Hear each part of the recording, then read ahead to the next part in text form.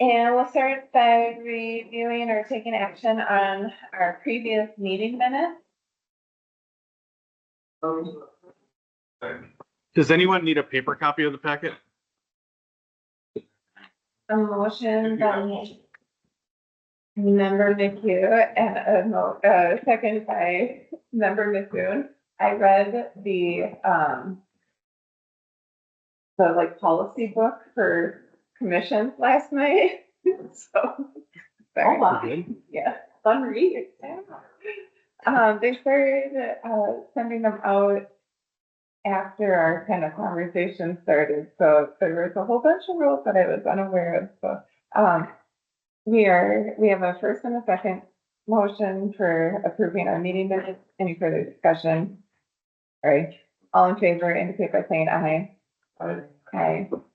Any opposed?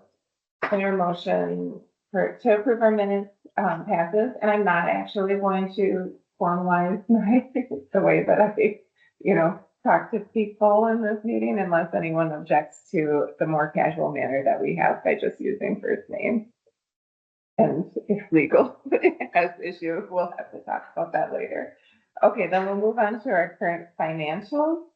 And in our packet, first on like page 6, we have the statements from the city. And as a reminder, especially to Nick, because this is his first meeting with us since joining for a partial term.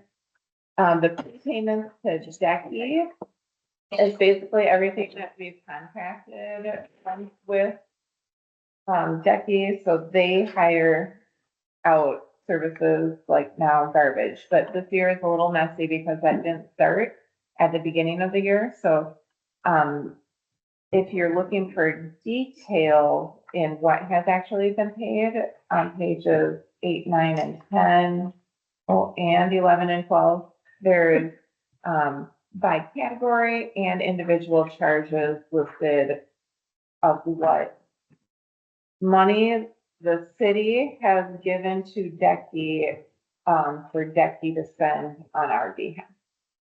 Any other questions? Otherwise, we can approve our financials or request for explanation. One with the beautification grant.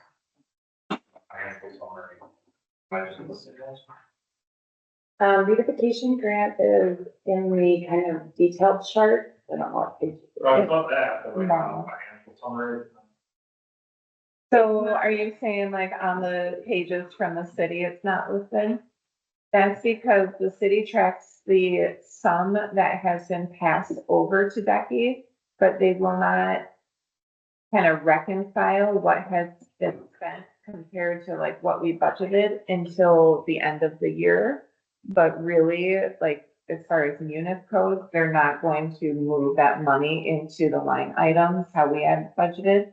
And that's why when we talk about our budget this year, you'll see I structured it very differently.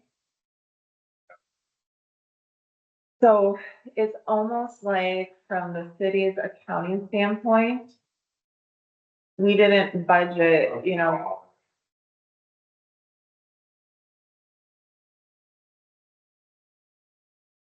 the motion to approve. There's no other. Approval. Nancy Mum. Further discussion?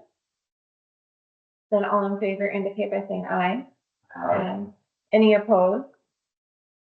And our financials are approved. We will move on to the CIP updates with Leanna. Thanks for joining us this morning. You're welcome. I guess kind of updates. I actually wanted to provide information on 2026 projects that are going to be happening.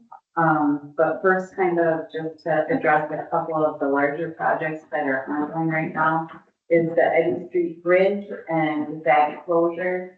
As you may know, that is owned by Union Pacific, and we've been working with them to do improvements to the structure. They did some initial improvements.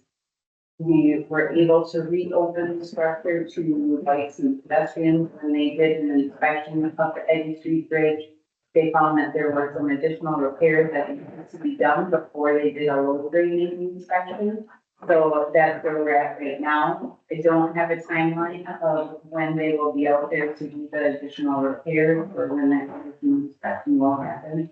But our goal is to hopefully have that open to at least passenger vehicle by, school starts. So, we're on a shorter timeline there, but, long term, we're looking to have the railroad sign the bridge over to the city so we can apply for grant funding for replacement of that structure. The Dewey Street Bridge, reconstruction, we had a public information meeting on that. The materials for that are on the city website related to different alternatives that are being, looked at. Any feedback related to that, we would appreciate. And then onto, since both impact your district pretty largely. Onto 2026 projects. Most of these are west of the river, Matha Street, Cameron Street, Bellinger, Maple, Forest Street. We do have a 5-year capital improvement plan map. In your packet too, it kind of lays out downtown projects that will be occurring over the next couple of years. So our goal with coming to the meetings is just to alert the businesses moving forward. We will take the 2026 projects to council in probably November, December timeframe. December and into January is when we present to council. So I'm looking for just, potential feedback by October from the business improvement district, so we can incorporate that into our engineer's report and, look at changing projects if we need to assist or pulling projects up forward again. So.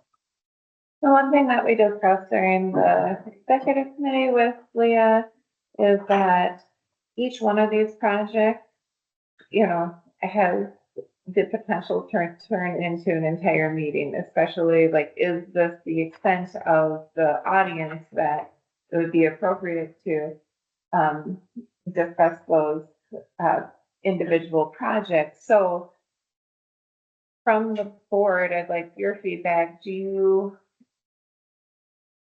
think or agree that maybe our role could be working with DECI and the city to try to organize communication that is, like we were talking about maybe in October, reviewing 2026 projects and making an effort to make sure that the businesses that are impacted are in attendance, and it doesn't necessarily have to be like one standalone meeting that you're either available to attend or not, but, kind of working with Becky to strategize what's the best way to make sure that we are helping drive awareness and proper planning so that businesses are successful despite the disruptions that will inevitably happen due to maintenance or reconstruction.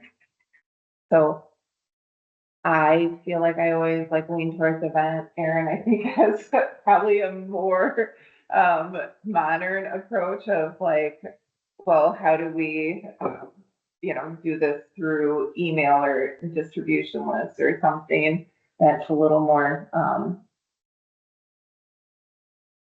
easy to be responsive about. So do you guys agree that this is an area that we should utilize our Becky staff time to focus on is my question for the board. I think after, kind of seeing what we had happen this summer, multiple, several avenues.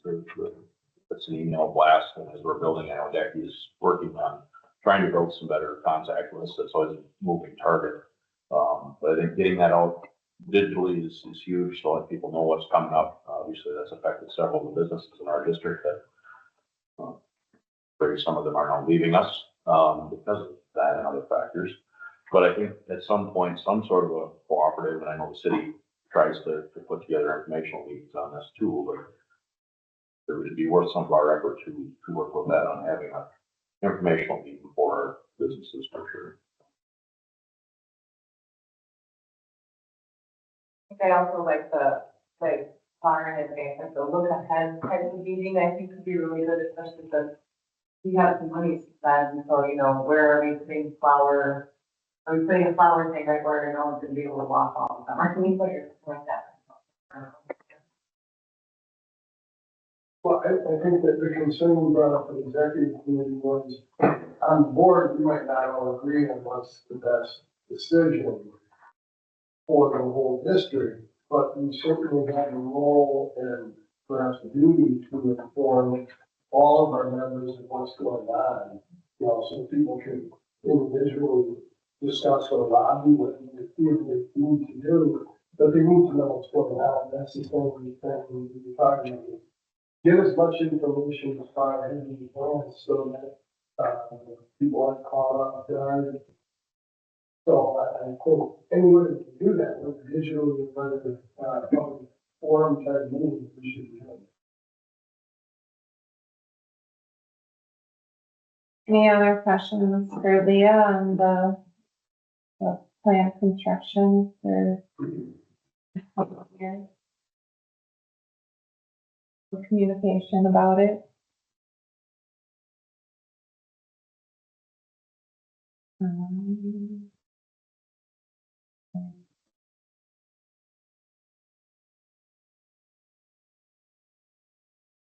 I'm just thinking, Leah, are you leaving after the discussion is finished?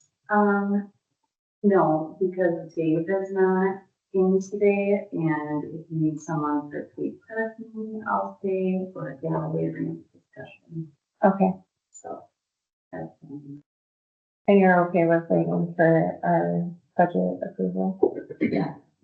Okay, then we will move on to item number 5, which is budget discussion. And just as a reminder, our budget is generally due by the end of August so that it can be incorporated into the city's larger budget. So the expectation is that we approve a budget today. If we don't approve a budget today, we will need to schedule another meeting in August so that we meet that kind of expectation. In your packet, there is a budget that was worked on by the executive committee. No. Did my spreadsheet not get into the packet? I guess I wasn't looking for it. And we'll get it on the screen. Yeah. I'm sorry. We were, waiting for the valuations so that we could kind of do a calculation of what the, not proposed budget, but the budget that was worked on, by the executive committee would mean for a valuation. We'll bring that up now. I'll do a little explanation kind of based on what we were talking about with our financials, because we contract with Decky. And Decky then hires services such as, garbage service, our planter maintenance. If there were snow removal, that would be under them. And then, the beautification grant is administered and paid by Decky. Sponsorships are, you know, again, voted by this board, but paid out by Decky. So this year we organized it more into like what the city, the bid dollars that the city writes the check for, and then the bid dollars that Decky writes the check for. And that's how we'll see it in our financials going forward too. Sorry. Okay. Construction. They're safety. No. One of the major changes that I'm proposing that we could start discussing is that we've historically budgeted $10,000 for advertising and marketing. And then when it doesn't get spent, it just, doesn't get spent. And we even took it out of our budget one year and then we added it back in because we're like, we got a kiosk and we're gonna have to generate, content for that kiosk. But what has happened this year is that advertising work or marketing or even, mailing list generation and newsletter is happening, but it's being done by Becky, and sometimes they subcontract those services, but it's more like for their website. And then they make our website within their website, and Jason takes a screenshot from our website within their website and then puts it on the kiosk. So all of the kind of like marketing and advertising activity that is happening, we aren't getting charged for because Becky's just incorporating it into their activities. So I theorized, and the executive committee didn't tell me to change it yet, that we would include that in the DECI contract, that $10,000 is for helping keep the kiosk open, though we have to give a lot of credit to Jason Mance because he is single-handedly, I don't know, no, probably. Yeah, Yeah. we're talking to Graham about some content design and, outsourcing some of that, but right now it's actually just, for purposes, it's working very well. Right now is a slideshow that using some of Matt's designs and content has been great. I can just clip it, modify it what we're doing is, it's not interactive at this point other than QR code. I've taken anything that was a link and made it so that people can take their own phone and do their own on their own personal device, which I think is probably a better example. Yeah. And so far that's been working quite well. But we're gonna kind of continue that path for now. So certainly not just Becky, or maybe Jason volunteer of the year for Becky, but so kiosk is getting taken care of. We have a website, and our mailing lists are getting improved. So I think there's always room for improvement, and that's the activity that I was hoping that money would cover. So we can discuss that as we go on. I'm just gonna start verbally going through some no-brainers, like $100 to auditing, that's paid to the city, $500 for insurance paid to the city. I discussed this with Dave Solberg, and he agreed that it makes more sense to separate our DECI kind of like admin and staff and service provider dollars from our DECI sponsorship dollars. And I've always just easy split said, well, it's like $20,000 that we're actually asking them to do stuff for us, like coming to our meetings and taking notes and writing an agenda for this meeting when I forget because I was on vacation, and $20,000 of sponsorship, which is supporting their existence, no matter what they do for us, but that we want Fall Festival to happen and that we want them to write a newsletter. I mean, maybe those are both, but mix and mingles, all of the events, and just them being there and answering the phone and having a website and email, responding to emails. So in this budget, maybe just simply because I've always said it, it's more like half and half. I have $20,000 DECI sponsorship. And then under the contracted amount of money that gets paid to DECI from the bid, not money that they spend on our behalf, I have 30,000. And it's because of that 10,000 for advertising and 20,000 for admin. And I'll just go through the whole list and then we can discuss, as needed. A new addition to the budget is $10,000 in professional or consulting services. And that could be for a legal professional, that could be for accounting advice or, you know, any of those professional services that we need a consultation for. Now, as a reminder, we obviously have the benefit of being served by the city, departments, but if we wanted outside advice, that's what that money would be used for. And if we don't budget for it, can't really spend it, so picked a number there. And then under our subcontracted total, it's $111,000, and this is how it's broken down. Same as last year, $20,000 for beautification grant. Same as last year, $10,000 for sponsorships. Under improvements to property, I put 30,000, we put 30,000 instead of 60,000, and that is thinking trash cans, banners, and more pots. Thinking that next year, if we are going to work towards that structural lighting, next year is more of a get those ducks in a row, probably wouldn't actually come up with the contract, do all of the legal, and get it installed in the year, and that would also put us in the same timeline as South Barstow and possibly West Grant.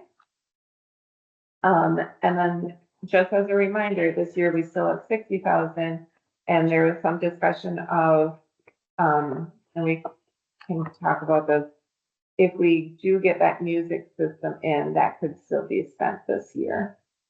And we've already, from the board, gotten direction to move forward with the garland. Yeah. Oh, great. I am on row 14, that 30,000 for improvements to property. And the highlighted yellow is all of the things subcontracted with Decky, and then that gives you the $111,500 under the subcontracted total. And then garbage service, we did, Erin and I, added an additional pickup to one garbage in our area because of overflow issues by the ramp. And so next year's number is going to 6,500 for two reasons, just kind of for wiggle room in case prices do increase.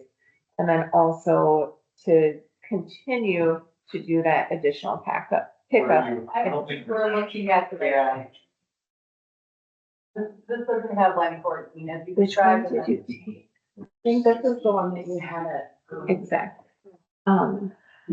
So at 3 on Tuesday, when you're like, I got your email, that was the one I was looking to have up.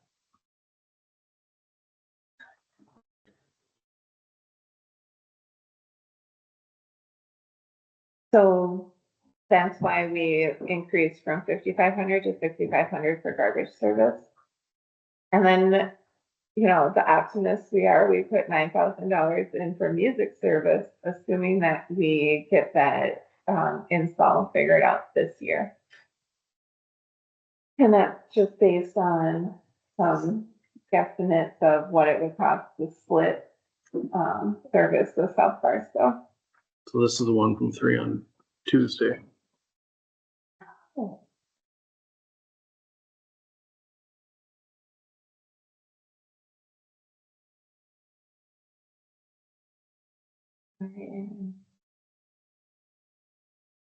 That email didn't make any sense then, did it?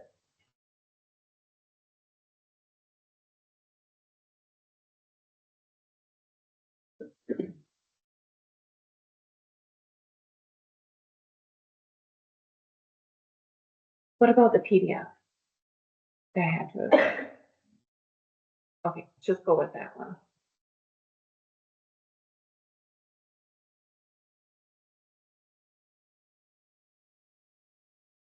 Okay. A little bit here, if you go back from.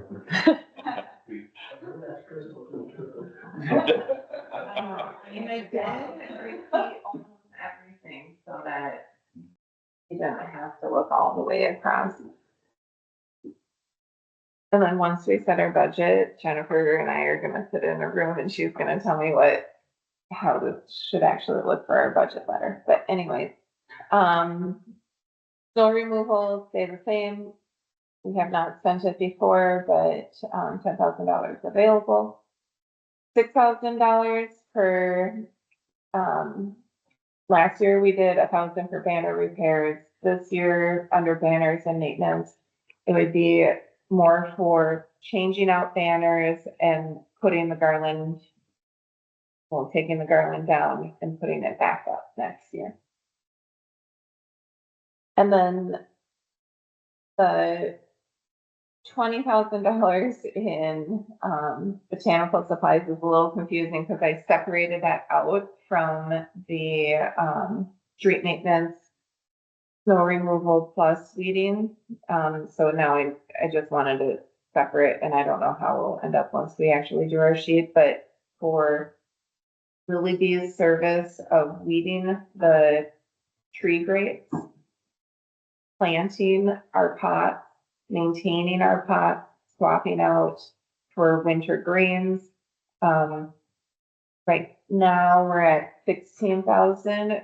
We upped it, thinking like more so than, we upped service of maintaining additional pots, assuming that we were buying more pots with our $30,000 of improvement capacity. So if all of that stays the same, it would give us a total budget of 172,000 versus 173,000 last year. And as a reminder, last year we collected about $120,000 in taxes, and we planned to pull $50,000 from reserves. And this would be a similar number. Trying to think. I don't have off the top of my head what our reserves are at this moment, but.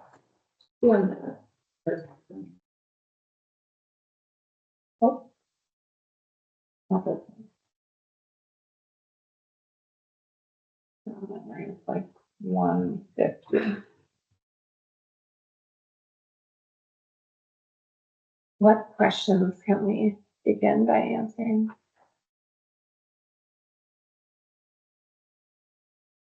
Or is there any directions that you just want to call out as like, I didn't expect that, or I don't agree with that?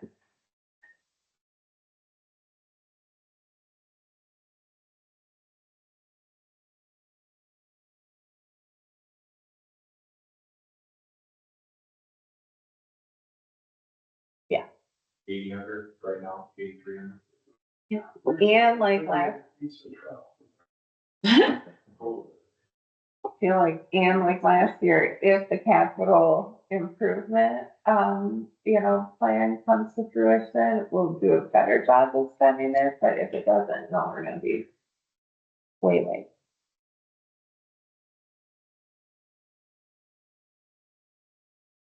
I think it'd be interesting to get input from members in our bid district, so the small business owners and property owners on what they'd like to see done within the district. I'm hoping that now that we're hopefully done talking about the operating agreement that we've been spending the last few years on, I would hope that the $90,000 shortfall in spending won't be a thing that we're doing into the future, because we're spending more attention on what needs to actually be done within the bid. So I think with that, I guess it's not necessarily a budgetary thing, but I think we need to be talking more with the bid district and the businesses and the people that reside in the bid to see what they believe we should be spending our money on within the bid. I think there have been some ideas that have been talked about within our meetings over the last couple of years that we haven't been able to do for whatever reasons have been. I'm optimistic that moving forward in this next year, we're going to start addressing the things that have been talked about and brought up over the last 2-3 years. I think I'm hopeful that we can have some movement start moving a bit, moving forward. And I think this is a good start. I think it'd be great to have some, idea challenges or some brainstorming sessions within our group here. But I think this is a good start. I feel like that's something that we could help with. We could do, basic survey book. We are potentially considering doing, an informative meeting on bids, what they are. I've been asked, of a few of the bids and Water Street particularly, feeling that they have a lot of business owners that really have no idea that it exists, what it does, how it functions. They're trying to recruit new people onto their board. And so, in planning that, we could certainly do kind of a larger scale meeting and have breakout sessions, together. But, I think that's valuable for the board to hear. And I think that's where Water Street is coming from. It's kind of the same group of people, that planning things, but they're hearing now that there's more wanted there. And so, you could probably help facilitate that in, free time. I'd be excited to do that, after. That's one of the things in the day, we've had some discussions and then outside of that too, the kind of, and Becky just updated their webpage back with kind of a little informational page that does explain what a bid is to people, because that's, I think, one of our, talked about it before, one of our biggest issues. Business owners and property owner members in our district either don't know we exist, or don't know what our functions are, or our capabilities are.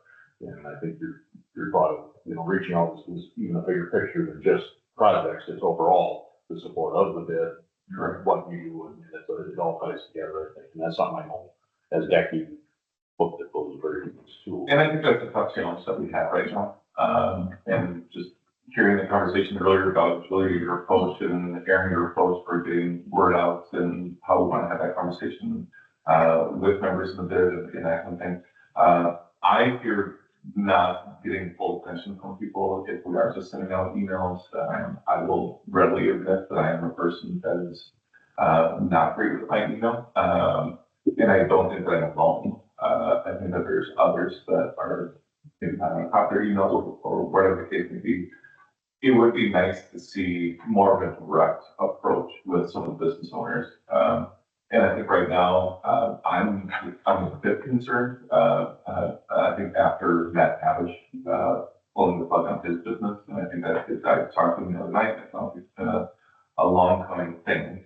But just in that conversation, just some of the issues that I know that we talked about in this bid, and some of the issues that I talked to other small business owners in downtown included. I just think that we need to have more of a direct approach within our bid. And I don't want to say reluctant to opt this, but I think we need to almost go to the board with people, and just kind of get word out and just kind of check in with people a little bit. It doesn't have to be the entire board or anything like that. Maybe I am kind of nominating myself to be on a committee of sorts to do something like this. But I think that there's some initiatives that we could be doing to get more attention on the bid. I don't think it's just new businesses that don't know what the bid is. I bet there's businesses that have been around for 5, 10 plus years that don't know what the bid. Well, in another, don't mean to interrupt, another thought on that I had, and we've had some in smaller discussions on this week. We have a bit of an opportunity right now. We don't necessarily have good access to it, but with this ambassador program that we have, clear right now that it's only funded through the end of next year, but there's a personal outreach possibility there. I think if we could get some cooperation there, they could not necessarily be spokesperson for us, but just they're part of their purpose down there is to make people aware of what's going on in downtown and maybe even aware of us and make them aware. I don't know if the ambassador program is aware that we have these bids and that what our function is, and that we could cooperate with them in certain ways. And I don't know what the opportunities are there, but I feel we're potentially missing out on a communication piece there. I'm not sure. And part of the challenge of a bid is that we are bound by open meeting laws. So even, like, it's like, yeah, we should have an outreach committee. Unless we want to public notice every time the outreach committee collaborates with each other, it can be an outreach committee of two, which even the legal department has told me is, it's not illegal, but it's not recommended. It's like, so I- Those conversations were held at a greater, at a larger meeting. And it doesn't have to. oh, like in What it could just be a conversation here that we spend a line item talking about for 5 or 10 minutes. yeah, I'm talking about like if we made an outreach committee, like we could have a committee of two that talks about like, okay, Sure. you cover these. Typically, that a couple people are appointed to be the ones that carry out the wishes of the board. I mean, I think that everybody is free to go talk about the bid. You just can't say, I'm a representative of the bid and the bid thinks that you should do this. Like you can't,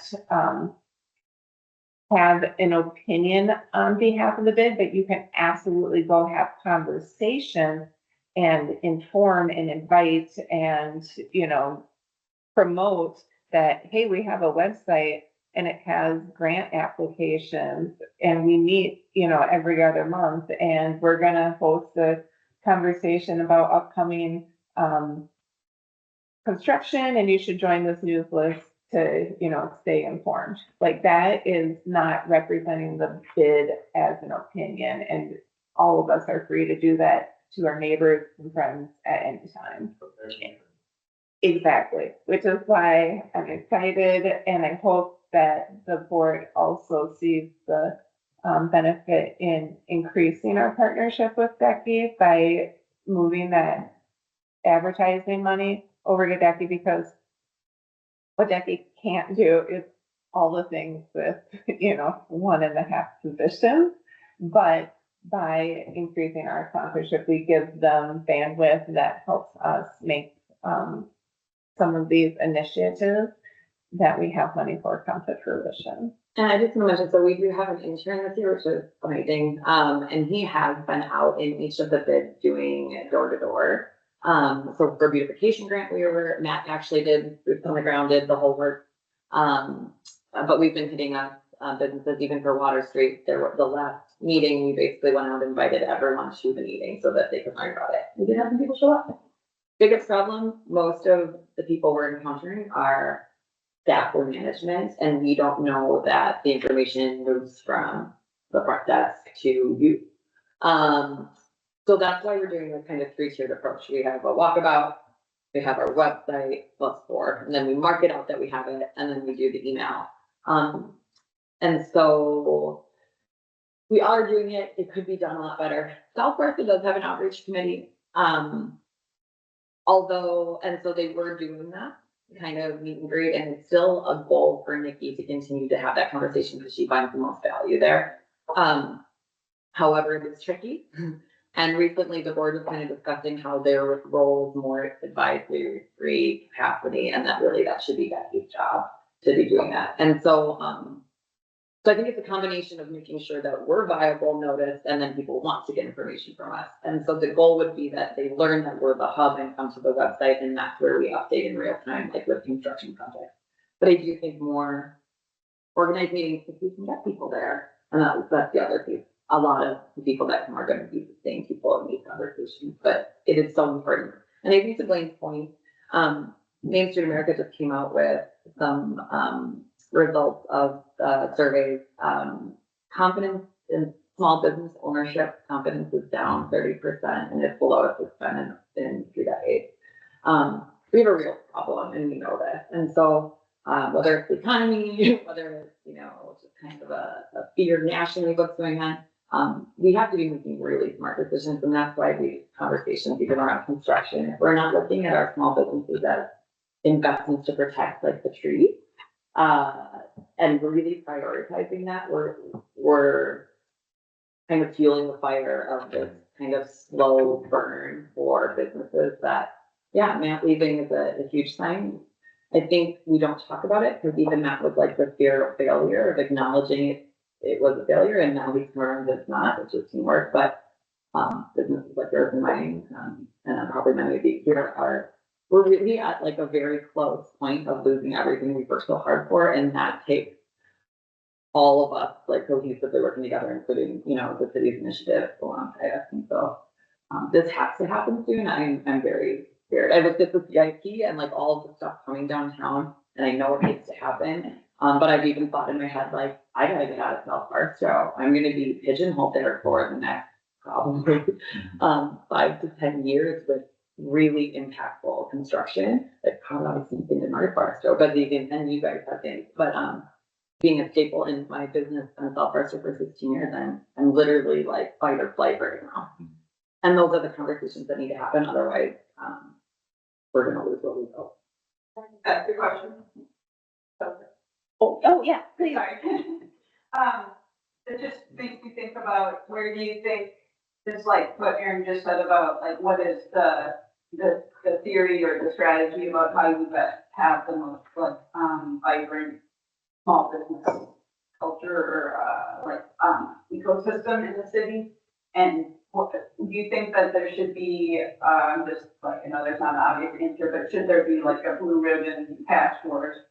Because there are like groups like EDC, or the Chamber, of course, our economic development, DECI, Visible Player, that have pieces of business development, but I don't know if it would be worth, maybe university or whatever, but I don't know if it'd be worth creating a task force that looks at like those national trends that goes around. Maybe has like cross organization team that surveys businesses, like it could be coordinated by DECI.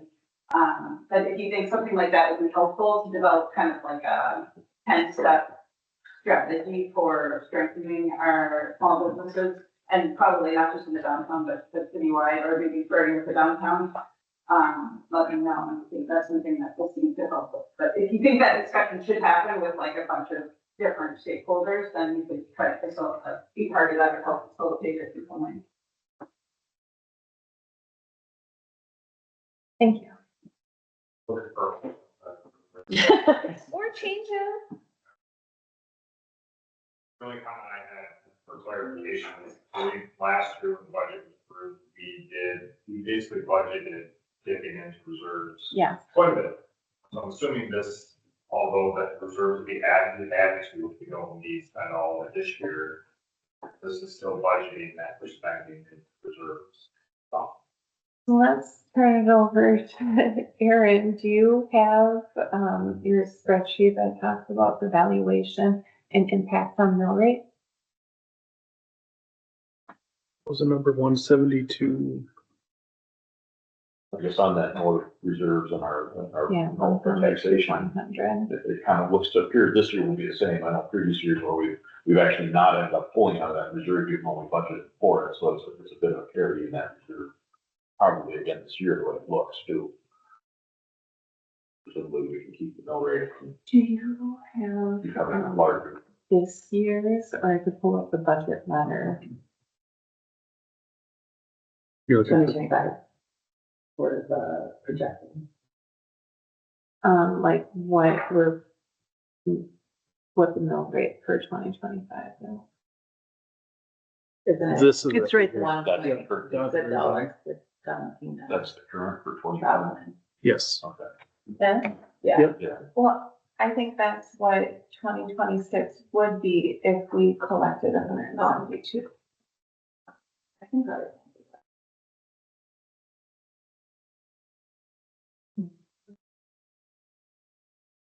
I thought you guys were at $2.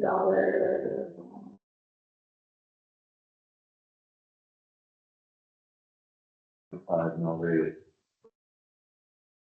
We did 120,000 assessment and 53,000 one time from reserves last year. For current year. Is that the budget area? That's just the mill rate breakdown from last, budget 2025, yes. Does it- So it's showing the 25 mill rate of 0.0008124, yeah. I remember 50 or 60 from reserves. Yeah, 53,100 from reserves. Basically, you guys take your special assessment dollars and then break them up by your budget amount to come up with the mill rate. Is that what you're doing? I mean, We back into our mill rate from our budget, correct? so the special assessed mill rate, not a mill rate. Okay. Just- That had me confused the other Right, when you yeah, guys were talking. Just for our I get it, assessment, for our assessment. Mill rate's not actually. So we actually special So that's assessed last year at last 100, year, or current year at 120,000. Yeah. And then just backed into our mill rate. Okay. Yeah. I got you.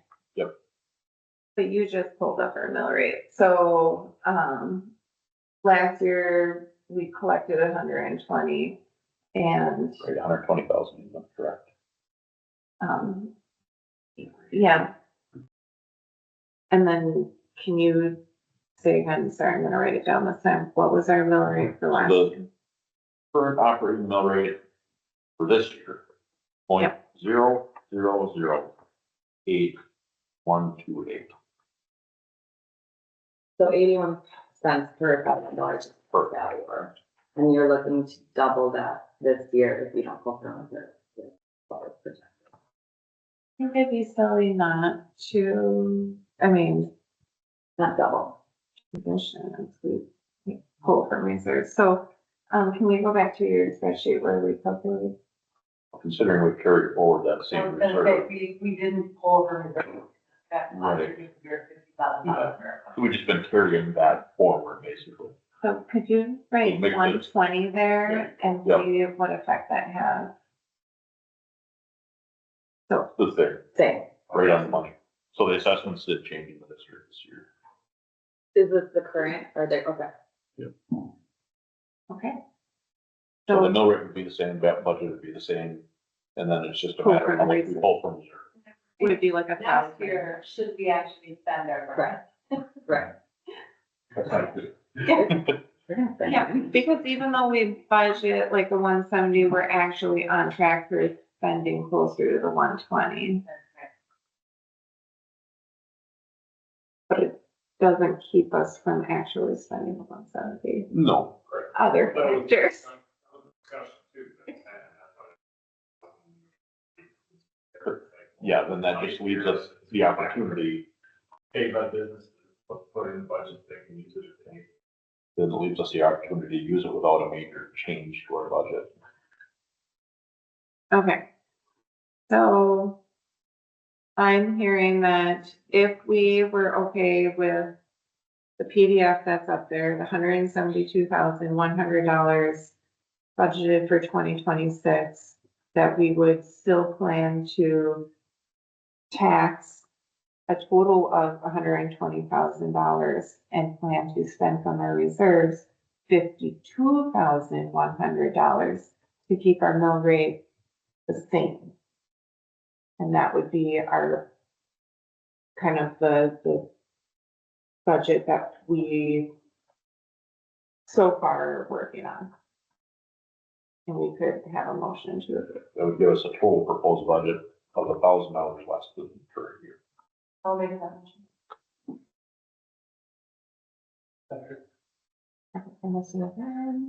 Any further discussion on this budget? Then all in favor indicate by saying aye. Aye. Any opposed? We have done our major work for the day because that motion has passed and it will, get fine tuned as far as munis codes and how we present it to council, but I believe that happens in September. I have it on my calendar somewhere. When a whole budget presented to council. And it's never been an issue before. I'll try to be there. I'm gonna have to in case double check on the date. You mean for work sessions or for final approval? Like when our budget gets incorporated into the full budget, when is our budget actually approved by council? That's in November. November? But prior to that, they have work sessions, like discussing various. Okay. All right, we are on to letters of support and there are quite a few. These are all just kind of, if the bid board would like to take a position on these issues that affect, our area, we could. First off is, I don't know why this is what is support. RFP for supportive services in 2026. So, I think that's okay. Not letter of support. This, I would, request action from the board to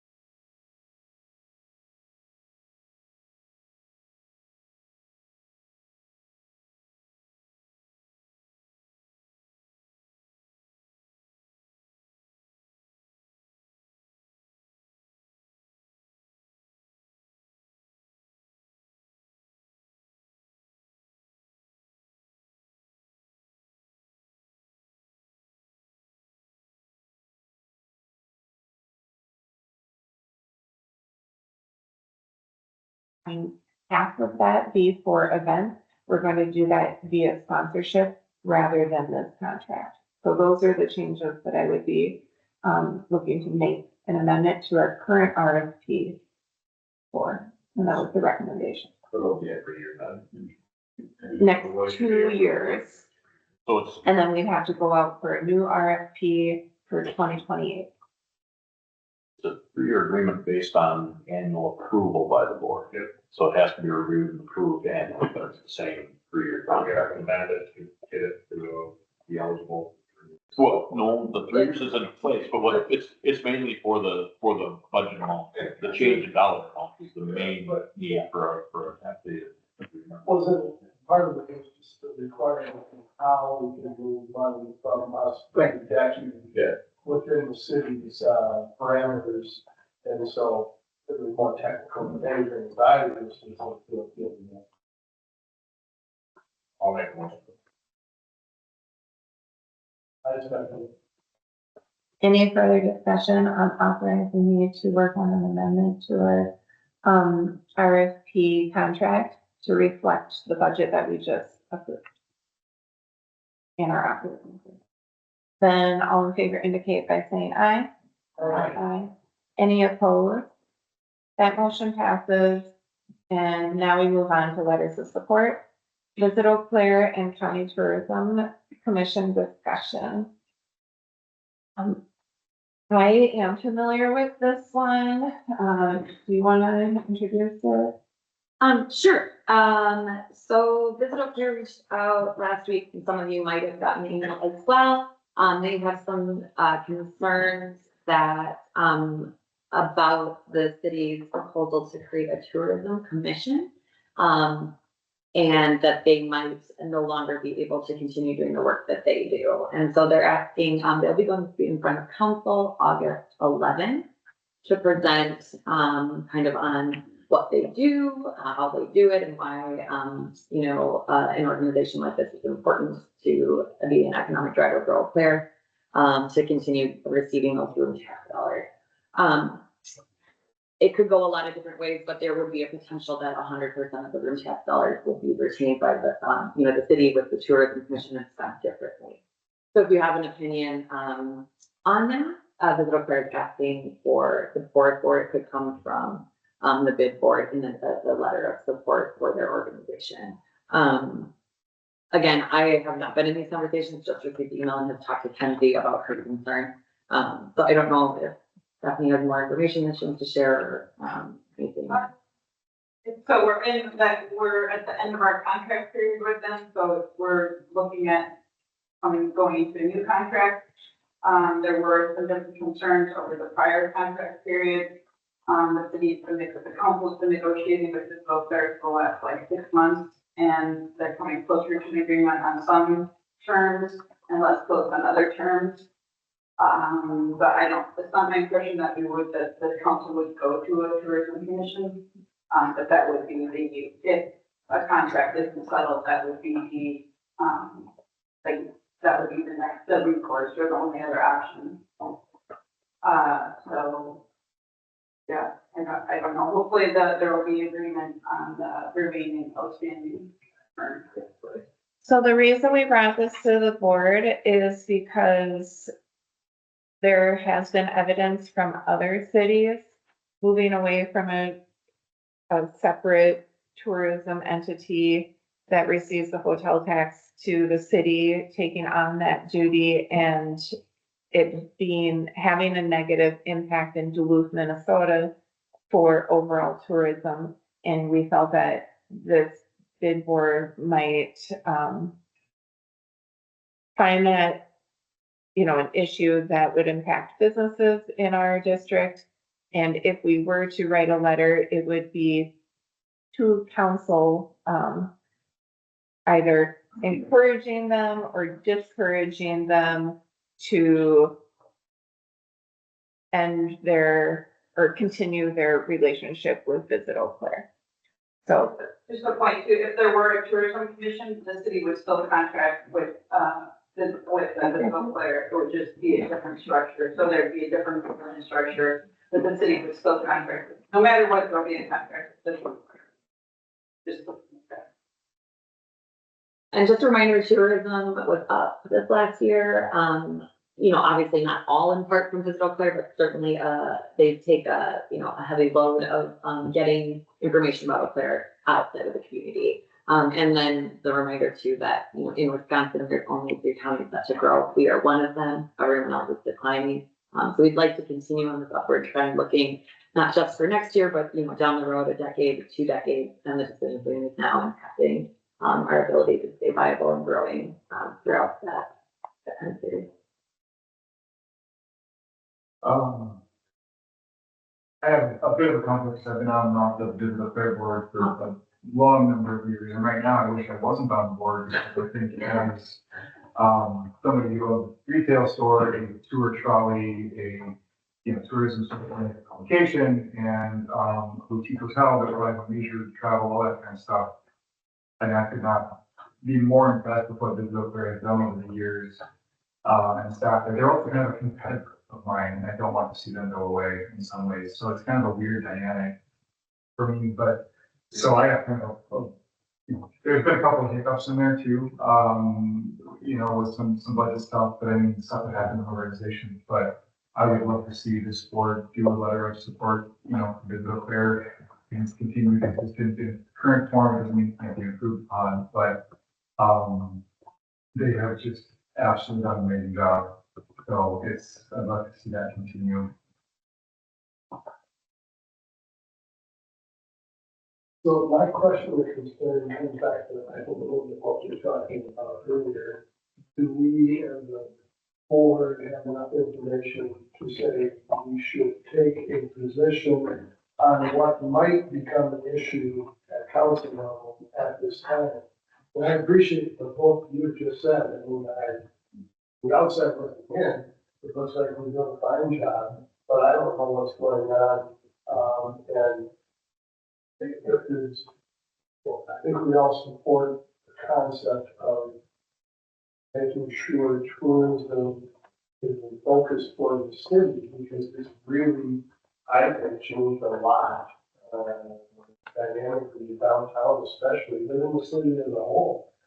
And so on the one hand, personally, that all makes sense, but on the other hand, are we in a position to do anything more than tell the council? We really think we should not break things, or not try to fix things that are not broken.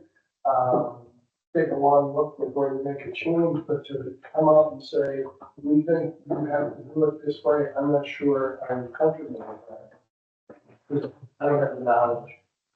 Well, we certainly could write a letter saying that tourism is important to our district, and we hope that you use all of the information available to you to make the best decision to have the most positive impact on tourism for our district. Well, I think, there again, not having any insight into what the hurdles are in the discussions, I think the support we lend would be more to what we've seen to this point. What we've seen has been successful, it's been a benefit to us in the district, and I think that's maybe our leading, whatever hurdles there are, not our place to say anything about it, yes, but to confirm that they have been a success and benefit to us would be a good statement. And maybe close to by saying we stand ready to help. On behalf of our businesses too. And I could even add in that we've been hearing from our businesses that they need all the support that they can get right now. What's the timing again? August 11th, is, only when, the middle court is doing their presentation to council. So there will be other opportunities, but this is the one that Kenzie was just kind of bringing to light, that she will be speaking.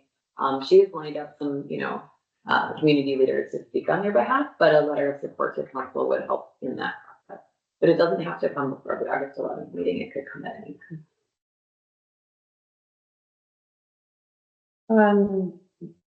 Does the board want a letter from, on behalf of the bid board, urging, council to make sure that tourism is a focus, state that tourism really benefits our district, that businesses need all the help they can get right now, and that we stand ready to help? Well, that can be interpreted in direction. I know. I just want to do the letter, that's a little bit, I feel like we can. Or watching. I think the way Jason put it Yeah. is great in that we have seen success of the current approach. It doesn't mean that there's not a better approach, but we've seen success, and then I guess and then we haven't met that, but, what you added was, I just lost that part of it. There was something good. Good name, bro. It's a something. Yes, thank you.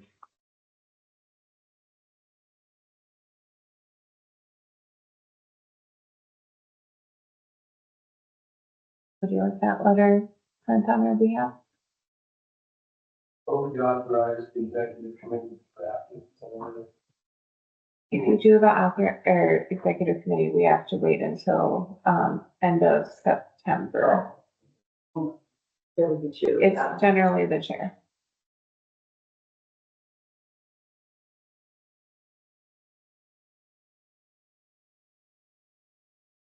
Usually somebody makes a motion to even work it out. I didn't hear that. Somebody makes a motion, it's either gonna go up or down. Mm-hmm. I move that we authorize the chair to draft a letter in support of, as we stated, current operations of Visible Fire. Okay. That's the first I second that. and second. Any further discussion on this motion? All right, just reading. I'm just gonna read this over. You said tourism is a focus. District benefits from tourism. Businesses need help right now, and we have seen success with the current approach. Is what you're considering in this I letter. think that's a very fair and honest, Yeah, I agree. without, getting too clear about it. It's, Any further discussion? All in favor indicate by saying aye. Aye. Any opposed? Then that motion passes.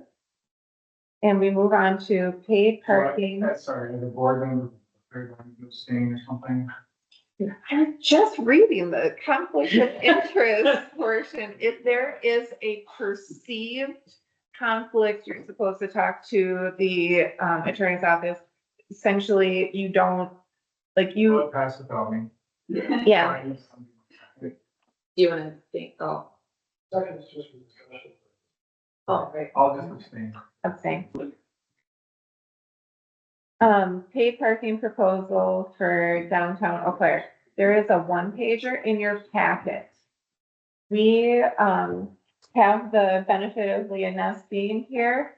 I will just mention that the executive committee basically said, we don't have time in these meetings to like drill down on especially this issue. I don't expect a letter of support from the bid board because I think there's so many aspects that really I would encourage everybody to put their own opinion forth. If everybody was like, oh my gosh, we love everything about this, or oh my gosh, I think council should absolutely vote this flat down and not do any sort of it, yes, we could offer a letter of opinion, but I think it would be really hard to come to a consensus with enough detail. If there was one issue that we wanted to support or, urge council against, let's hear it, but, maybe we could just like point you towards the, what are my options for public input? Sections including Monday, August 11th is public comment period. And don't feel like this is a ton of information. Is there more details available to us? Yes, there will be, in the packet material for the upcoming council meeting for the Tuesday, August 11th. There will be a cover sheet, and that gives kind of the background information. It gives a link to the parking study that was completed. That parking page is still out on the city website too. So if you go into the city website, you can do a search for parking study and it will take you to that page, which gives kind of the background of what, Dave Solberg has been presenting, to the public and to the different groups. But the public comment period, at the council meeting that's a 6 o'clock meeting. Overall, kind of, there is the general map that would be included too, that gives the zones that are being proposed. But aren't we kind of cut off? Okay, go with this beyond that. This makes, I think this was supposed to print on 11 by 17. Oh, okay. 8.5 by 11 is my fault, printing it out. It basically covers our district east of the Chippewa. I'll forward it to you if you want. On the screen. It's just the introduction at next week's meeting and then the public discussion would be on the 2nd of August meeting. So, just, if you guys look at this sheet, there's just a few details missing that I think Dave brought up at the DECA meeting yesterday, so I'll share. So he's proposing to not start paid parking until June 1st of next year, so that's a change from, starting January 1, to give businesses more time to get through that difficult kind of winter period, as well as give more time for marketing and communication efforts out to the community, general public and businesses. Listed on here was the change, originally was recommended 9 a.m. to 9 p.m. Dave is going to be recommending noon to 10 p.m. To give that 6 a.m. to noon window where it would be free parking to come downtown. To focus more on when we're seeing, heavier rates of parking within the district. And then another piece is that he is recommending that we hire a consultant to hopefully help aid this process and also put money towards the parking administrator position that would work alongside the consultant within the first year to develop the best strategies and kind of, make recommendations to council. Obviously, it can take a lot of different paths. So this is where, again, individually, if you have opinions you might want to share. Okay, Crystal. With the no parking 2 a.m. to 10 a.m. for maintenance. Okay, so there's like 5 changes throughout the day, like midnight to 2 is free, 2 to 6 can't be there, 6 to noon is free. Sorry, I'm trying to go. 2 to 10, you pay. And then, right, and the no parking 6 a.m. or 2 a.m. to 6 a.m. is a lot for the street sweepers that have to. Yeah, come oh, through. yeah. Okay, Yeah. just saying, I think that probably can't change much. Yeah. Okay, and then I forgot one important piece that he's considering that I think is really great for downtown. Looking at options to provide for our part-time staff to have potentially free parking passes like on the top levels of the parking ramp. To alleviate them parking on the street. So when, if you're not working full time and don't make the income to support paying for parking and working here, it would give them an option. So that's not set, but he's definitely playing around with that idea. And I think, that definitely speaks proactively for. I know, it's way too big of an issue. Oh, What's the difference between the painting and those corners? it's $1 versus 50 cents. So that's like a cheaper area. You're gonna love it. That's the bargain. I know. It's so much. I was really trying to get them to go just down Barstow, just start with just Barstow. But then I would want 2-hour parking for the rest of it, and apparently that's too much too. And there is talk of having a parking administrator. But like I said, like we will be here for 45 minutes talking about parking if we get into all of this. And I will be the main offender. Love parking. I know. I'm Facebook specialist, I should have been, but that's via an app only, or? There was talk, and I'm sorry, Leah, please. Yeah, there's proposed kiosks that would be placed, kind of, every other block, every other side throughout the downtown, and then also, by app and, license plate, entry. You can pay it that way as well. And is it right now, it's gonna be a different company than the ramp, it's the same company? Or is the ramp and this be the same? They all talk to each other. So you wouldn't have to download a different app from the ramp. Or a surface parking lot. And the kiosks would be both cash and credit card. That's something that we can determine moving forward. I mean, I think what I've seen is Hudson has that.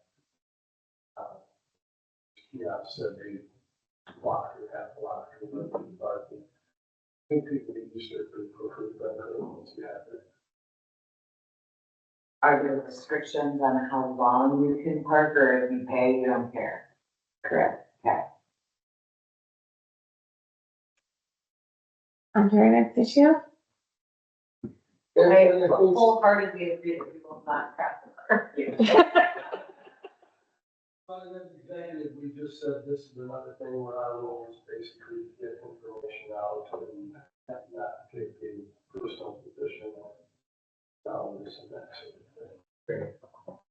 thing.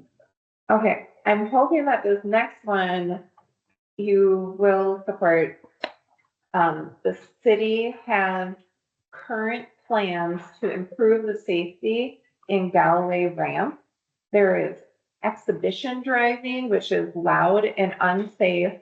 There's a big effort by the Downtown Housing Association. No, Downtown Neighborhood Association. Downtown Neighborhood Association, that the city has been listening to, working with, and has a plan. And I'm thinking that the bid could encourage the city to follow through with the plan that they already have. And Dave said that they're already doing it. I said, would a letter of support hurt? And he said, nope. So kind of a sophomore. He did say that the plans that are, some of it's being put in place already and what he's looking forward to, there is some funding currently assigned to that. Because we did ask, would any additional funds from the bid help any of your efforts to do motion, Arm. sensing arms? So it's not like a pay station arm, it's just like it stops you before coming in and out. Yep, so as you approach, you would be, a call would go into the machine and the arm would go up. Kind of like an ad you, the airport ramps and go into them. just really articulated arms that would slow traffic, so it's not racing through. That would also include, we'd have to have almost a separator throughout the entire ramp or gates at those locations as well, so people aren't avoiding the arms, or the arms will have to be super long, or, you know, there's some logistics to installing those with getting electricity to those locations. What are the placements of them? But, we are looking into it. We do have funds available for it. So haven't the speed bump stopped some of that, or? Well, speed bumps, similar, they've, on, off, we're looking at adhesive for it. With the low volume of parking in the evening, you know, just having the bumps in the middle of the driveway doesn't work, because you just speed around, or I've So it's watched just a chain. people go around the rear. Rear. And just for context, to install speed bumps throughout the ranch, it's a minimum of $10,000. So it's not a small investment. But you're right, I didn't think about that at night, because they're, you know, if I'm working late, I just put around those, but normally. Yep. Got it, so. And Lieutenant Point, thanks for joining us. If there's anything you want to add, you're welcome to. Well, I first of all want to thank you all for accommodating me walking in late. My husband is the ICU nurse, so shift work in our family, and kids, we're trying to accommodate everyone's schedule. So thank you for being patient with me. Yes, I've been working with the neighborhood association and so has Leah for quite some time regarding their issues with the ramp. I want to make sure that we're differentiating between issues in the stairwell and issues that are the driving issues. So the funds and the fixes that we're talking about are the vehicle issues within the ramp, not the stairwell. Block by Block has been doing a very good job of cleaning those stairwells and getting out and having a presence there, as well as our officers. We're also seeing a low time because it's summer. The ramp is hard, to be honest, it's hard to enforce from a law enforcement perspective because your laws that apply out on the roadway do not apply in the parking ramp. Exhibition driving is a city ordinance that does apply. But a lot of what we're seeing in the ramp is congregation, vehicles coming and going, motorcyclists, teens, they're using it like you would when you cruise Main Street back in the day and everybody hung out at the corner. And they're going into the ramp and kind of socializing there and then leaving. And what's really, I'm not saying that there's not poor driving behavior going on, but it's a lot of that vehicle noise, that's unnecessary, that's coming and going, and those large groups kind of going into the ramp and hanging out. So, and which we have been monitoring the disorder of those, that in the ramp, but that's where we think the gated system will help a lot, in addition to updates to the passport app that are being proposed for individuals to be ticketed, if they're not paying when entering the ramp. So we have loitering, disorderly conduct, for exhibition driving. It says tools from the law enforcement perspective. Did you say loitering? No, loitering. Yes, so technically, loitering as a concept is not an ordinance that's enforceable. And disorderly conduct, yes. However, we're struggling because they're not really being disorderly. Like I said, they're just kids that are hanging out, right, and driving their vehicles. They're creating a disturbance. I would put that. Do you have muffler ordinance? Do you have a muffler noise ordinance? We have a muffler or noise ordinance, yes, so we could potentially do a noise, ordinance. But you don't yeah. have swimming time, right? That's part of it. We have, some of them, yes, we have, ones where we have, like, we have sent special details out to have officers legitimately sit in the ramps and wait for the groups to show up. And then address those groups when they get there and ticket them and find them, and so to help reduce that, and to reduce those groups coming in, we have officers who sat outside of the ramp and then heard the motorcycle go around and cause that noise disturbance, and then they go and find them and ticket them. So we are doing that, and it is a substantially larger group of people that we are able to event. And yes, if our dispatchers see it on the camera or the neighborhood association calls it in, they're coming in the ramp, they're taking 3 minutes and then they're going back out. And so yes, there's definitely times where before we respond, they're gone. So it's definitely an issue. It's affecting downtown businesses and there is action being taken. I think that a letter from us would just be thanking for the current action, saying it's important to us and encouragement to like follow through with everything that is getting planned for improvements. to All of help with the this motion issue. that you make to the letter, I think that, the ramp will start to be filled more and more with the parking ordinance that's likely to go into effect, and I think there's more opportunity for cars to be damaged, et cetera. Move it first, I would say. second. Any further discussion? Then all in favor indicate by saying aye. Aye. Any opposed? Okay, then that motion passes. Our next item to consider is protest approved special events in Phoenix Park. And this is mostly happening on Saturdays. And if we can make it brief, but I'll make it as brief as I Okay. can. So for the last couple of years, the farmers market and artists market have had, anti-abortion protesters, at the market. And, there has been some slight changes made for, the farmers market on their boundaries of what they're actually renting when they rent out the pavilion. So the protesters actually aren't allowed to be, there's a map that has been created and shared with Deidre, for the farmers market, that says that the protesters can't be within there or on the sidewalks around it at all, even though the sidewalks are public right of way. So the artist market for the last 15 years has rented out the grassy area in Phoenix Park.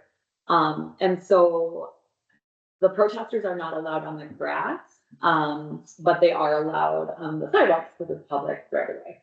The problem is that they are set up kind of adjacent to vendors, and when we throw our kids market there, and it creates a massive disturbance because they're speaking to everyone who passes by, and then there's engagement between public and them. And not always friendly engagement. Oh, it's not friendly at all. And we've talked to them personally, like trying to ask them just to move slightly farther so that the entrances to the vending booths are accessible. So the vendors pay to be there.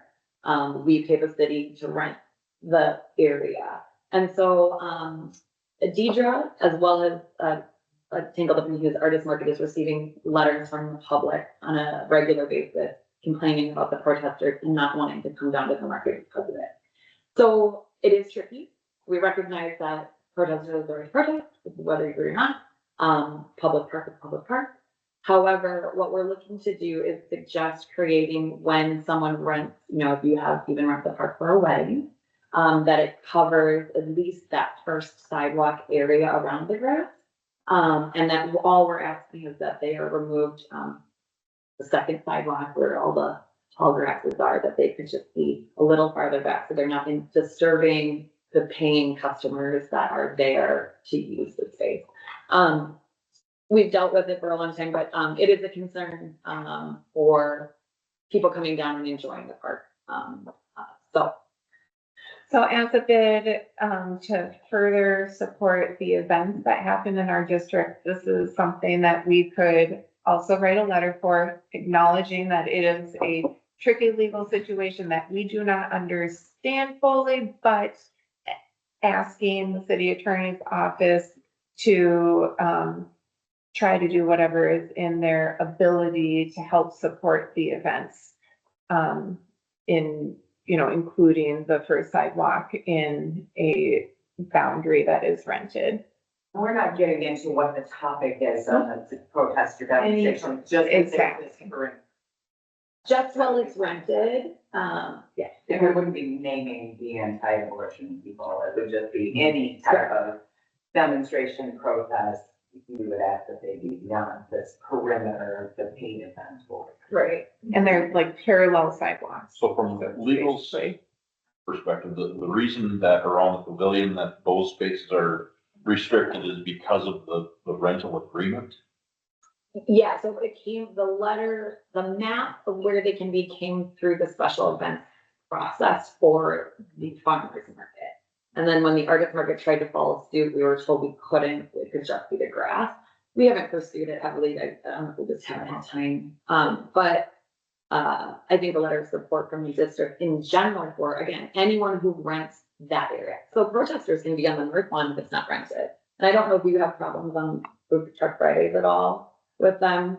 I think they've kind of chosen because it's so well attended, you know, it's a great moment. But if you had a wedding, if you had an event, it sounds like somewhere that just the area that's used by the paying customer during that time window.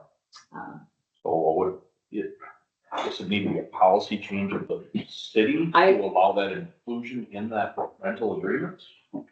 I would imagine that would. There's gotta be some policy regarding the fact that that's not included in that it is just the grass space that you're renting from the city. Farmers market. Right, and that's what I mean, but there's clearly some policy there that the city has taken on, that excludes that sidewalk from, you know, it's an adjacent piece. Yeah. So I think our letter would just, again, be asking to, you know, within the limitations of the law, to help support the events by exploring this issue and just, you know, requesting help. So, I think that's fair. Yeah, okay. And a second from Jennifer. Any further discussion? All in favor indicate by saying aye. Aye. Any opposed? Now to beautification grant, and I believe that Leona's Pizzeria grant is an action required because we are spending from last year's money. So even though we budgeted and approved it in 2024, the second check will be, the work is finished and we need an action just to kind of exceed our budget for this year because we're, you know, spending last year's money. And actually, what I think you need to do is pull money from reserves to cover it, mostly because I'm spending that money and my budget doesn't allow me to pay them their remaining 5,000. Because that was done in 2024. And maybe to just like make it simple, the motion could be work with Becky, city staff as needed to get Leona's pay their $5,000, even if it means pulling from reserves or by whatever means is allowable. Well, sorry.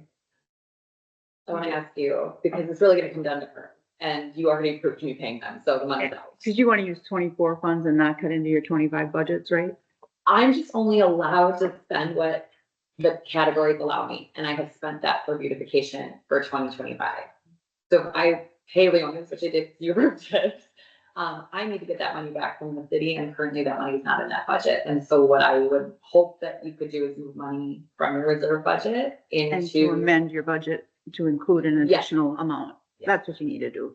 Okay. Because that'll be cleaner and it'll be exactly what you need. yeah. I'll make that. I'll second. Any further What was that discussion? motion, real quick? Can you say that one more time? Motion to amend. Is it the DECI budget? Is it in the, It's the money you give Becky. so you want to amend the We want to amend the North Barstow budget To give to, an additional 5 to for that. disbursement. yeah, so you want to amend the contract. Right? Is that what you're doing? Is that what we Contract? have to do? So you want to amend the contract, but you also want to move additional funds to, If you put the additional funds from reserves into your beautification grant line, which is what I spend out of, I assume I can then invoice you for $5,000 more. yeah, So if we, basically by adjusting the line item. Yeah. On North Barstow's budget, would that allow us to transfer? yeah, again, but your contract, I think, did we lock you in at a certain dollar amount? And we probably won't spend all of Okay, No, it'll fall within our current dollars. Yeah. Our budget in the line. Just has to be the line. Right. And actually, it's interesting because that's technically out of 24 budget. budget. But your 20 Contract your- year. But your unspent 24 rolls into 25? That's why I go back to authorize the three of us to figure out how to get that $5,000 paid. Like, we were paying $5,000 to Leona. It wasn't budgeted this year, it's from 2024, but however, it needs to be done so that, because it's a new process. Authorize the chair to modify the line items of the budget to account for the payment to complete the beautification. And I'm sorry, we had did you make the motion? I made such motion, I can amend that. Friendly. Okay. You say it again, Crystal. Oh. What I'm seeing is we have a friendly amendment to the motion that would include Julia, the authority to give Julia the right to figure out how to get the $5,000. The payment is The approved. basic motion there is to authorize the chair to withdraw the funds necessary to make the payment that we've already committed. Does that sound good? Just want to hit, but you just want to amend your budget. Yeah. So that's in there. I, Empowering Julia Yes. to do it right.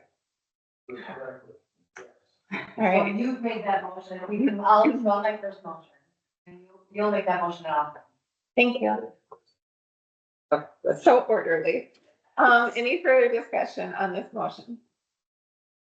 Then all in favor indicate by saying aye. Aye. Any opposed? That motion passes, and our last motion of the day has to do with holiday decor. So we have a quorum there? 4, 5, 6, And yeah. I mean, I've got like 30 more seconds. Okay, Let's do it. so this one is to authorize Becky to spend or to receive quotes and, okay, authorize me to work with Becky to spend up to $20,000 for holiday decor, which is the garland on the poles. So we discussed this in prior meetings. And it's just a matter of getting the quotes and actually spending the money. Which is within our budget. Not a budget item, it's just the empowering to go ahead with them. It would be a capital improvement. Yeah, you told us that we want to do it, and I'm asking for authorization for up to $20,000 to get it done. I move that the chair has the ability to authorize up to $20,000 expenditure on the holiday decor with Becky for 2025. Was that a second? Sure. Any further discussion on this item? Then all in favor indicate, oh, I'm sorry, was that discussion? Yeah. All in favor indicate by saying aye. Aye. Aye, thank you. Anyone opposed? Then that motion passes, and Becky update. Okay, I'll make it quick. We did go in front of council on July 23rd, to present our annual report as well as do a, request for continued, funding. I think overall it went really well. It was also mixed in with, the Century Code update and tree discussion, so I did get like one supportive approval from Larry Moba, but there wasn't a lot of questions. Council was there over 10:30 that night or something. But this is something that Dave Solberg was able to get a resolution for, so that Becky annually will be able to present in front of council to kind of remind them of what we're doing with these funds. I did request pretty much the same amount we've always received, which is $85,000, roughly the cost of one city employee. Some interesting things that I found out was that cities of our size for downtown Oregon generally have an operational budget that's over $500,000 for full-time staff. And so we're really just trying to kind of match up with some of that. Our budget is $269,000. So we're just looking for that continued support. Other than that, we have some events coming up that you should be aware of. Last chance to buy your tickets for Grand Evening on the Bridge. We are working with Menominee Market, so you have a North Barstow business represented in our menu. selections. We'll be doing dessert as well as, charcuterie, and things. Additionally, we just got a, support from the Special Events Committee for Fall Fest, which is happening September 13th. With geofencing data, we discovered that over 10,000 people are coming down in that window, downtown. So, kind of sold ourselves short for a few years, saying around 4,000. So, we're really excited to continue that. Great things are happening. If you have not registered for a booth, please do that soon. August 13th is the last date to do that. We're also working with a variety of different, downtown businesses or for promotional, events and programmatic things. And so if that's happening, please, or you also get a free booth. So if you guys have anything you want to add and incorporate, reach out. Our charity dunk tank has been, finalized for people who are going to get dunked for charity. This is something that we gave roughly around $3,000 to local charities last year from, so we're hoping to continue to do that. Larry Moba has agreed to support Community Table. Stephanie Hirsch will be there with the firefighters charity. Nikki Olson from South Barstow will be representing for Decky. And then we have, Mike Lee, from your district will be raising funds for Children's Museum. We'll be putting that out. You can actually donate early, to each organization, and South Barstow is looking to offer up a $500 matching, contribution to the Living Org. So just kind of fun stuff there. Other than that, we are having our first, cohort session for our Main Street application for the WEDC. That's coming up August 23rd. So we have to just kind of, the good thing is we've been running this organization so long, the homework is developing bylaws and things that we already have. So, just kind of submitting that. Just a reminder that, with Decky pursuing Main Street status with WEDC, there's benefits for your bid district as well as the others, along with, the city of Eau Claire too, grant opportunities, and resources to even individual businesses. So, soon we'll be sharing out more information and building out on our website kind of what those opportunities are. Free webinars, free resources. They can come in and do geofencing data for us. They can run strategic planning. They say it's roughly about $15,000 of value annually once you're a Main Street accredited group that you get back from the state of Wisconsin for that. So we're excited about that. We were also hiring. Matt was just leaving. By no means are we looking to kind of plug and replace Matt. It's not possible. So we are hiring for a admin support position, roughly around 20 hours a week. That would be handling some day-to-day operations and then also helping with conversations in public-private partnerships, so especially with the city of Eau Claire. And then we're also hiring for a marketing and event support staff. So feel free to spread the word. It's going to be pretty quick. I think we'll only post it for roughly a week or so before we make decisions, at least for the admin position, because we'll be leaving after Fall Fest. We are still looking at working out details to contract with him to some capacity when he's ready to think about it there again. So you won't miss him there. Finally, volunteers are needed for Fall Festival specifically. We have some organizations we're reaching out to directly that we know have done great volunteers for Eau Claire Marathon. But we're asking, we recognize you guys are busy, but if we're asking you guys to share this opportunity with your networks so that we can fill the needs. We're doing a lot more this year for Fall Fest, including some sustainable initiatives. We're going to have composting, food compost available, and we want to staff each one of those sites so that things are being done right. And we'll have 2 beer gardens and need support there, along with just general event stuff. So when you get an email asking for you to volunteer, send it out to your organization. Pass it on. Or stuff, it's super fun. You can make it the UWC like environmental club. No, but I keep getting ideas, so. They might be totally down with composting. Yeah, we're excited about that. We actually, that came out of Plastic Free Eau Claire, collaborative effort, Plastic Free Eau Claire, Jonah. Eco Warriors for Memorial are hoping to be kind of the main people at the compost station, or farmer banks, of course. So we're really excited about that. Next year, we're looking to, fully make the festival sustainable and having requirements about, we already encourage, but requirements about, what types of packaging materials you can use, and then we'll help support those food trucks in that way. I'll stop because we could talk forever, but it's exciting. We're doing a lot of stuff, and I don't know the difference between city update and city staff update, but I'm just gonna turn towards you. I don't really have anything unless we talk about it. Oh, for your kids department?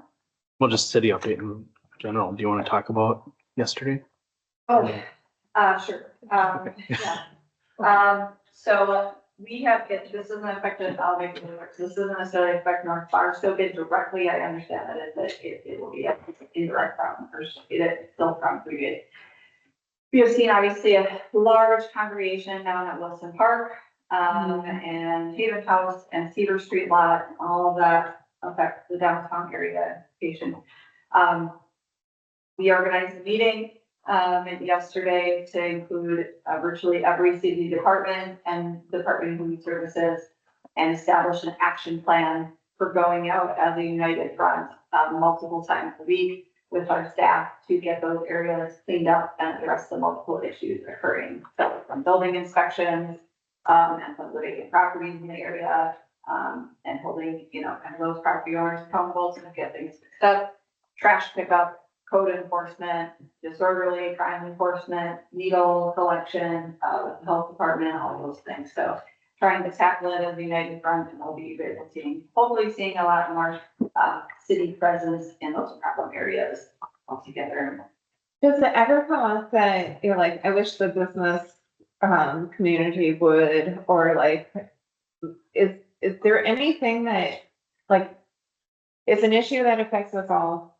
Is there ever a missed expectation or ideas of what, like, is there anything that you could tell us that we're not doing? You know what I mean? Like, I don't know how to participate. Sure. The only thing that I could tell you guys is that the blocks surrounding Sojourner could use a lot of support. So Brent Douglas, Shift, the engineering firm across the street, Prana, they deal with it on a continual basis regarding their concerns, and they are maxed out and tapped out.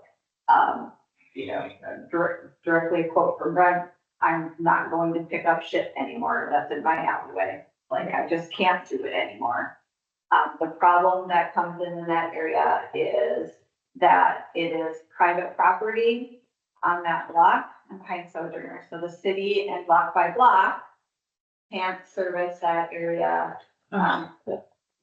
Right. Okay. So that's where it is upon the private property owners to take care of it. And it is obviously beyond frustrating for them. We have tried to elicit Sojourner House, which I have bi-weekly meetings with them, to be good neighbors and to do pickup in the area of, that expands past their building. Obviously, you guys know that Sojourner has had some staffing and financial crisis this year. We get kind of their capacity as well. I can tell you that the businesses around Sojourner were looking at fencing off like that alleyway area to try and mitigate the problems of trash collection. Because of it being emergency exits for some of the buildings, the fencing was extremely expensive to have the push gates. So a few years ago, we talked about temporary fencing, because they have done endless problem solving with them. We tried to, their permanent fencing was going to be $10,000 plus, and that was a couple of years ago.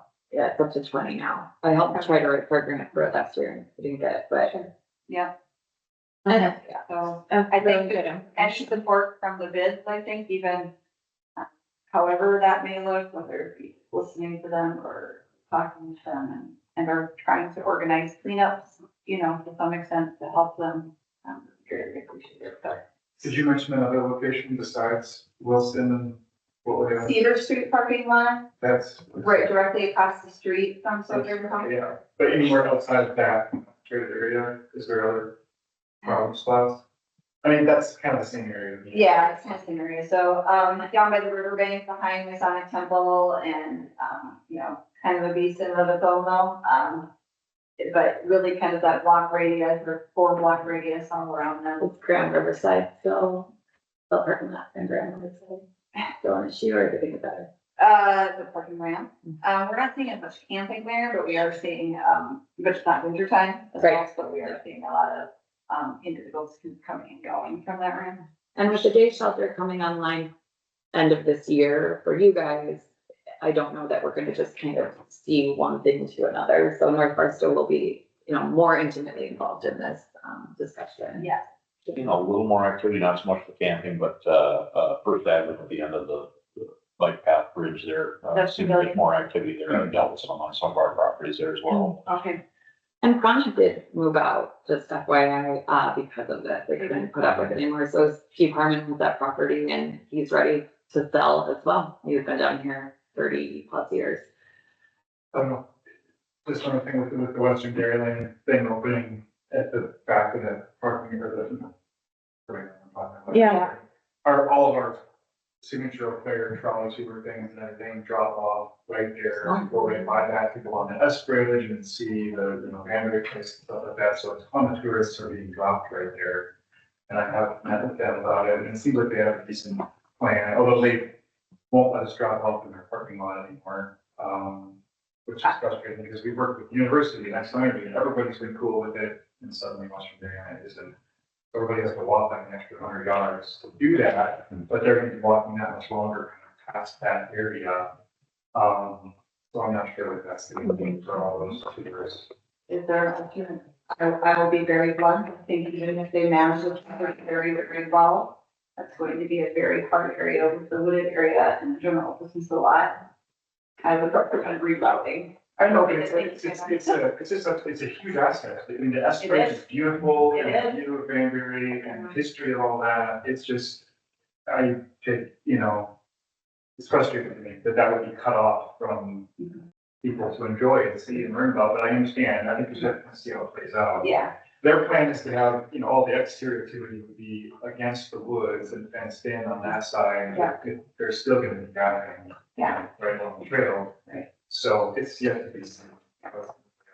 And I apologize, if I was just gonna say, when you say drop off point, are you just like saying that you stop and then they walk it, or like it's a coming and going location? No, we dropped it on the south side of the river. Yep. You know, which is, I guess, the west side of the bridge, and then people walked across the bridge. Yeah. And we picked them up on Oh, the sure, Excel Energy property on their side. And it's Okay. kind of a highlight sure. of all of those signature tours that we do. Yeah, you don't want to take that out. Okay, Half a dozen a week that are all full and. Yeah. So I'm just nervous about it. you're right. But yeah, we'll see. Okay. What it's like. And a lot of those are Saturday afternoon. We do the evening, like the dark history, you know, all ones in the evenings. Okay. So we'll see what it's like. That's one of the concerns that was brought up yesterday is, you know, if we're, you know, working in that area by Wilson Park and Seaver, is it just gonna push them somewhere else? Yeah. So, you know, we're gonna work through it. I mean, we want It would be to, less visible back there. right, So right. Please, that's worse, you know. And that's a valid concern. I mean, I love walking that area. I love biking across, you know, that area and, you know, you're gonna have people congregating outside. They're not just gonna be in the day resource center, you know, behind the fence. You're gonna have the people that are down by the river now. Concealed space, yeah. It's concealed. Well, and You know, there's still not an evening shelter, so they're still gonna come back Right. as sojourners, so both problems will coexist. Yeah, I can say we have really good communication with Lisa, who runs Haven House right now, and Lily is operating the new center. She's very good to work with. We will continue to work with her. I will definitely give you my business card, so I would be very interested when that does open up. I'd love your feedback on how it is going. And if we can do things for improvement. I agree. I apologize, I misunderstanding. I think it was like a end or start to that, like the tour, not Right. not a midway point. I understand why you want to cut that out. You know. I mean, unless it's so bad that we got. We'll see. just one other point, not that it's hugely effective to this bid, but the unfortunate part of South Barstow bid stops right before Wilson Park. So they really don't have like authority to invest in that park in a way that's a little bit different than now. Not that they can contribute, but I do think, some creative ideas about re-engaging Wilson Park in a way that doesn't make it a space where people want to spend all day because there's other things going on there. And so long-term conversation that I'm going to be having with South Barstow Good, but, and the YMCA, I've met with them multiple times about, how they no longer use that space.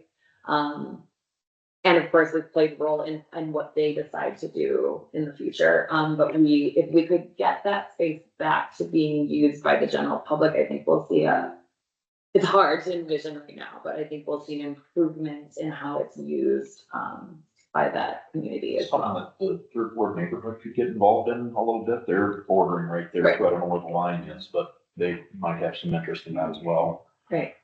That's a good suggestion, actually, maybe that's something we can elicit some help in, if that makes sense. Yeah, because that actually is the vision for this group that we came together here, so we said, I want to get the neighborhood back to where the general public feels safe to use the spaces. Mhm. So that's the vision of this, shouldn't say new initiative, but our goal. Obviously there were some ideas thrown out about park redesign. I will say when the pickleball carts ended up at McDonough Park, there was an extreme success and complete turnover of the usage of that park and the crime rate, plummeted. Easy, do it. Everybody loves pickleball. I got it, I'm ready. If Mark was in the meeting yesterday, obviously, like, that's just not in funding, it's not in the plan. But that's not to say that third ward or someone, can't partner or step up in some capacity to do some environmental design changes that might be effective and make that park more usable. Any other announcements? Two very quick ones. One, I can get information out to anybody that's interested, but this September, the Chamber of Commerce is introducing a new tier that is a no charge tier for small businesses under 5 employees. Gives you some of the benefits of being a member of the chamber without the cost. That's Dave Minor will be doing more announcements on that, but really neat thing. Second piece, we don't have any mechanism for actual advertising on the kiosk right now, but if anybody has any information, events on money events, anything that's a public benefit event that I can put a slide on that kiosk for, please contact me. That's what I wanted. I want that stuff on there. I have one quick one.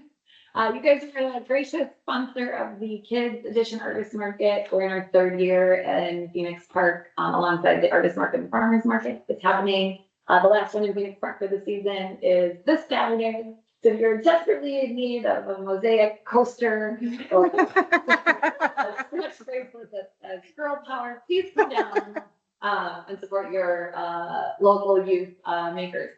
Grades K through 9 are represented there. It is a magical time. I think we have over 40 kids this weekend, so I'll be setting up a lot of tents, but it is so fun. Please come down for $2. You'll walk away with a bag full of stuff. It's amazing. It's really amazing. You're adjourned. Thank you.